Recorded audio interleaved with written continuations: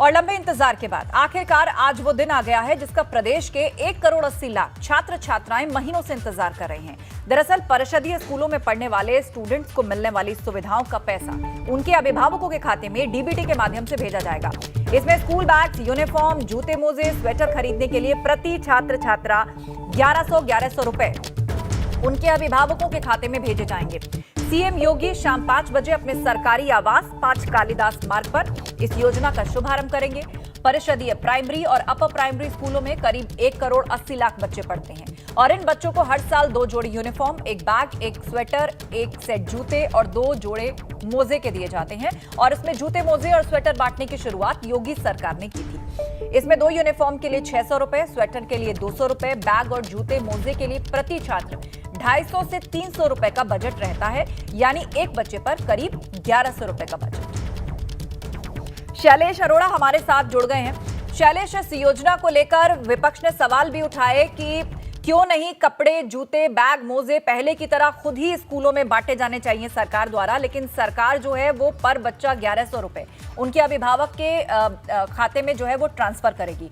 तो तकरीबन कितने स्टूडेंट्स को इसका लाभ होगा और कैसे ये सीधे अभिभावकों तक पहुंचे, इसका लाभ स्कूल में पढ़ने वाले बच्चों को मिले और सुरक्षित तरीके से बिना किसी भ्रष्टाचार के तरीके से ये मुकम्मल हो, इसका क्या इंतजाम सरकार ने किया है? देखिए, इस समय क्योंकि चुनावी वर्ष है, ऐसे में ये फैसला लेना सरकार का कहीं ना कहीं जो विपक्षी दल है उन्हें एक मौका देता है और वो इसे इस तरह से भी देख रहे हैं कि 1100 रुपए देखकर कहीं ना कहीं लोगों को आकर्षित करने के प्रयास के रूप में।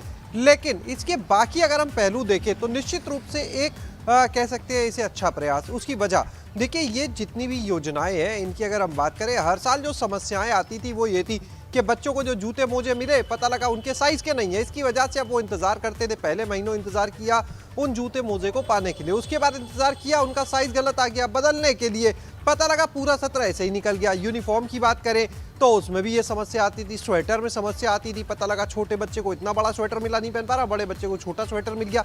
तो ये हो गया एक टेक्निकल पहलू। दूसरा, इनकी क्वालिटी को लेकर सवाल उठते थे। हम लोगों ने अपने चैनल पर दिखाया कि जो जूते मोजे, स्कूल बैग बच्चों को दिए गए वो 2-4 महीनों में, चंद महीनों में फट गए बिल्कुल।